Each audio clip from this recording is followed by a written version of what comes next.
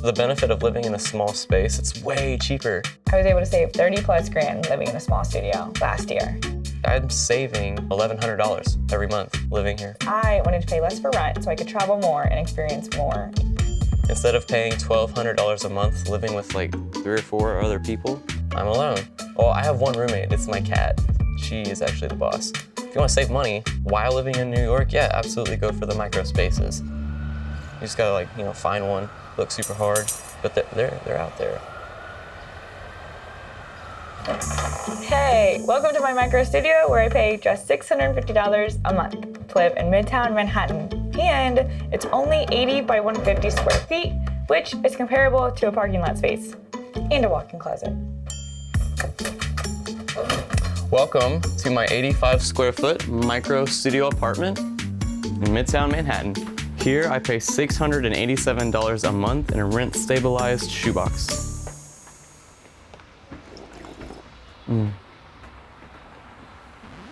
Growing up in St. Louis, I grew up in a pretty big house outside of the city. My parents had a lot of land and we were thankful to grow up in a pretty large estate house. They were shocked when I moved into my tiny apartment. I was born in East Tennessee. I moved around a lot growing up.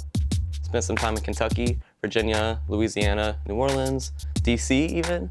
I moved to New York a little bit over a year ago in August of 2021. I'm a campaign planner for fashion agencies. Came to New York in February of 2022.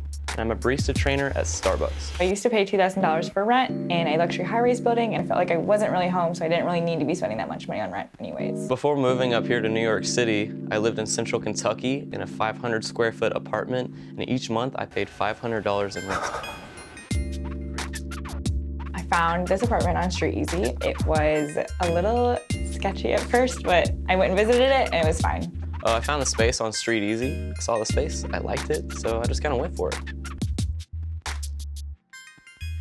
Moving in here, I had to pay a broker fee, a security deposit fee, and just the first month's rent. It was all $650. I had to pay a $1,500 broker's fee, $687 for first month's rent, and $687 for last month's rent. All right, here we are. My street, my building. It's a 3-story walk up. The mailboxes. My bathroom. My apartment. It's so close. Whoa, my gosh, look at all this. I'm officially moving out of New York City's smallest apartment. I am so excited to finally have a bigger space. This apartment is available for you guys to rent, and now you know that there's micro studios available in Manhattan. This is where I kept my couch, and my couch would fold out into a bed. This little closet is where I used to store my coats. It honestly fit all my coats, and I have really big, heavy fur coats. Way cozier than the bathroom, okay? You got a kitchen, bike, couch, chair, things of beauty, and then my bed upstairs. But the best part is the view. This is it. This is the apartment. Right behind me is Jersey. You can see the Hudson. In front of me is Times Square. Like 10 minutes walking. Not bad, right? It's raining.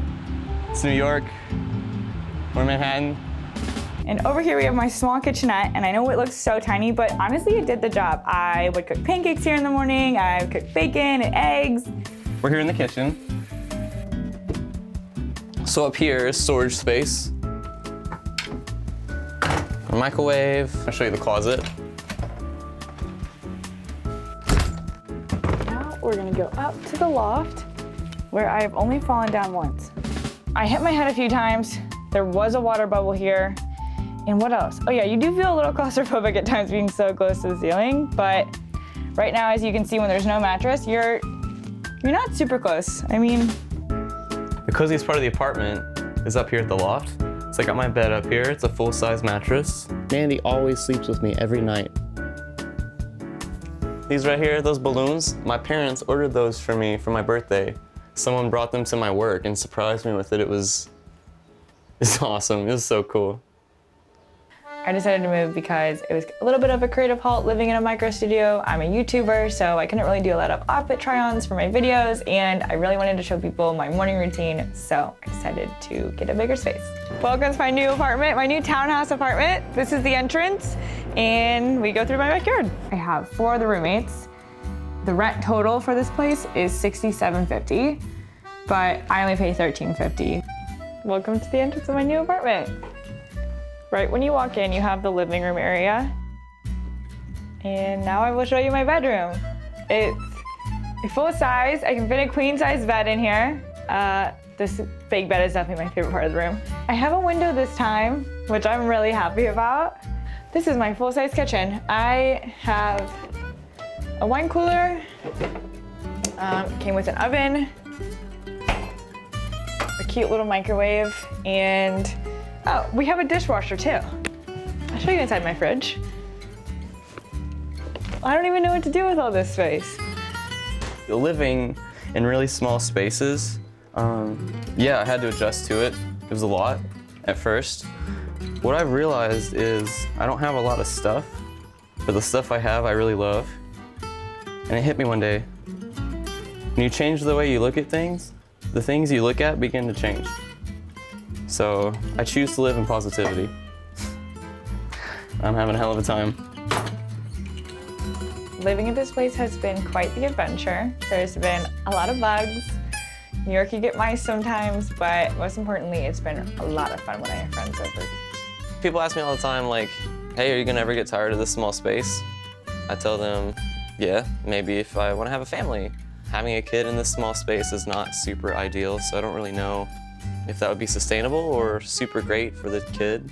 But right now, I'm 26. I don't really feel like I'll get tired of that until that is something I would like to have. So my answer to them is no, not really.